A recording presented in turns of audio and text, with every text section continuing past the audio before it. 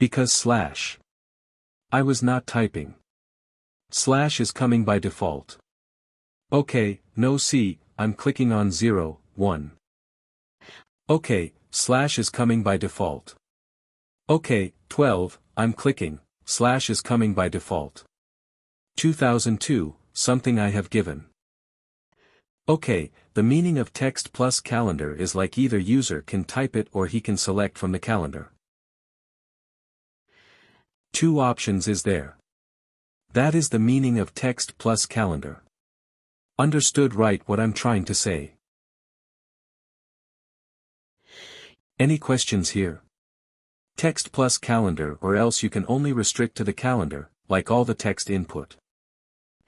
Okay, I should know where we will define the format like DD, YY, or Y. I will show you. I'll show you. Yeah, miss, I'm just considering about if you are using text plus calendar and the rule you specified is different. 1. Let's say, rule is of DD, YY and in text plus calendar, it will be taken care of. It will be taken care with Pega system. Those are all. Validations are there. Okay, I'm just saying because text plus calendar is something what we were user will enter and let's see if it's in client application and user by default by mistake enter like Yeah, if suppose. Yeah, if he's entering in a wrong value, see it will. It will by default get deleted. See, I'm entering some random value. It is not allowing me to enter. Actually. Similarly, if you enter is 10.c if I entering the text format, it will not enter, it will not take it. Okay, because the field is calendar field whenever you are entering it by default, you have to enter in only on numbers. Okay, it will convert it. That point, I got it, but I'm just saying the date format in order. That's what I'm saying. What I'm trying to say is, let's suppose the date format is like August 16th, August 2022. In that scenario also, you have to enter 0, 8 on. Okay, it will convert the 0, 8 into a month, August. What if? What if let's say, like user entered first month and then date. Then first you will get an August, then user can automatically change it. If you saw that, see, that's what I'm telling generally how what they will do is like entire application. They will follow one format only. Okay, and that is also good practice. Okay, to follow single format throughout the application. If they are taking 2, 3 formats, then it will get confused to users and as well as developers also. Okay, and see display month in a long format. It will display month in a long format. Okay, ignore month. There are so many controls you have. Okay, and you can specify display range. You can specify how many calendar here you have next to 10 years, right? If you click on this calendar, this year is 2022.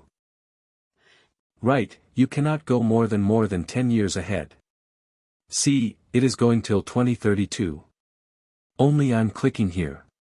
It is not moving ahead. Why? Because we have specified here, display for next 10 years previous also similar. Okay, no, you have label. Format is standard, retype is data, and see, here you have so many things like. There are so many formats you can display and you have custom also. If you selected custom, it will ask to enter the custom value. Like some random value it is. It is asking to enter, like some example, kind of based on that it will. It will display our data, but most of the times you will not use this custom. You will choose, because we have so many options here itself. Right, see, this thing is there. It is displaying time zone also. We have so many options here itself, so we will be choosing from here only okay most of the times. Understood. Right. Date formats. Yeah, and you have this support 24-hour. There are so many advanced options. You understand that, from data element to data element, from text input to calendar, from calendar to somebody, some drop down, okay, everything will be changed. Like inside, the configuration is everything is different for each and every data element. Okay, these things you will be getting only through practice, only like.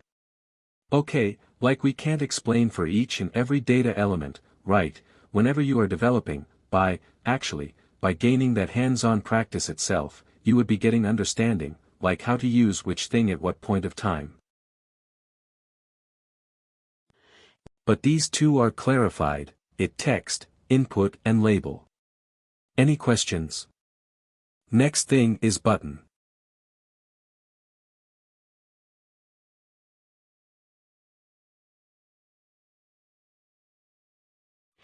You have button day. See buttons generally. What you will click on a button right. You will not do any data entering or ending on click of a button. It has to perform some action. If you click on continue, it has to move back forward. If you click on cancel, it has to cancel or close. This screen button is same. The drag wheel for both the buttons will just drag and drop, but the action is different. The action on a button is different, completely different, right? So whenever you drag and drop the button, you just open the button. You can see how the configurations are there. You have a button. You have button text. What texture you need to display? Here they're displaying continue rate. Similarly, what text you have to display? Like which feature display? Let's see which okay, and how. The presentation is similar, like the standard, strong, and will be there. Strong in the sense it will be displayed like this, the background is blue and the text is on white color.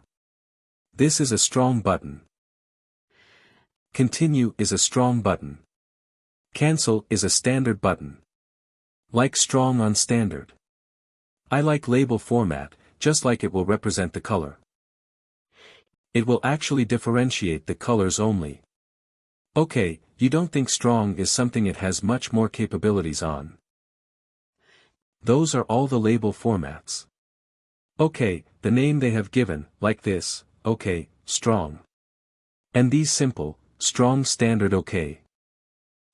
And on buttons you have to do some action rate. On click of it you have to do action for that one. Pega has introduced a model called Event Action Model. Event Action. Okay, event and action not only for buttons. Every control will be having this event and action model. Okay, not only for buttons. You remember the point, you don't think that only buttons have this event and action. Everything, every control, has this event action. Okay, what is an event and what is an action?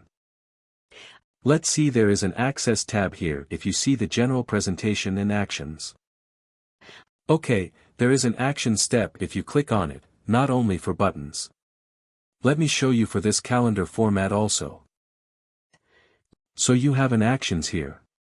Okay, this is any action set. This is an event action model. Let us discuss this event action model today. For text input also, you will be having the event action model, event action.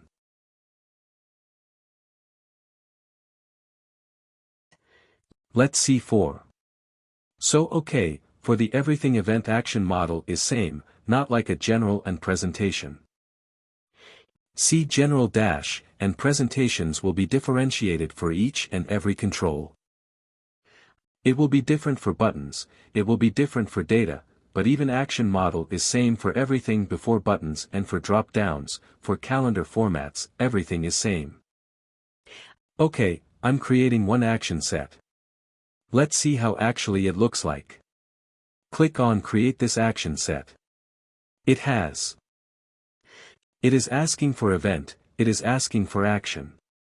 Okay, now let's think what event you will do, one button on button, what you will do. You will click on button right. That is a event we are performing. Correct any questions on this buttons you will click right, okay, no on an event.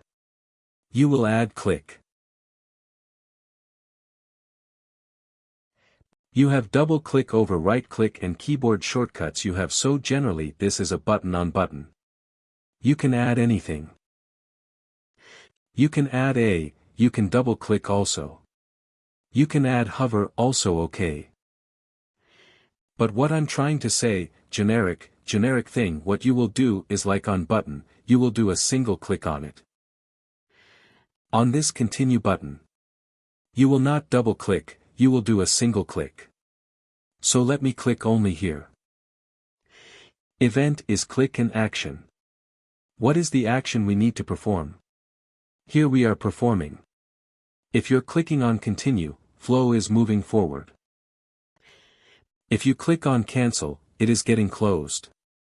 Let's see how many actions are present. Click on action.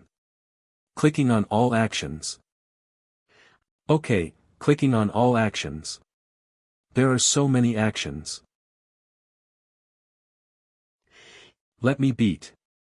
You're able to see right now. Yes, there are so many actions we have. So on cancel, you have close. On this cancel button you have an event called close, so it is getting closed. To continue. You will be having one continue also. Let me show you. Okay, or else that continue button came out of Pega, out of the box button. They have added that button there, so you can specify your own thing. Suppose, if you are clicking on this actions button here, let's assume it's as you are clicking on. Let me open one case. Okay.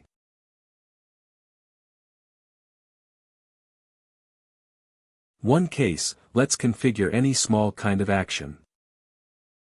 Suppose if you click on sections button you'll seeing this actions button it. If you click on actions button, what you will be seeing? You will be seeing one menu kind of thing. Right, actions means save version, some menu. You will be seeing it for that one. You have to add a menu here. She have a menu. Here you have a refresh. You have so many actions are available. You can run an activity. Here you can run an activity. Yes, you have run activity. Okay, you have so many functionalities on action.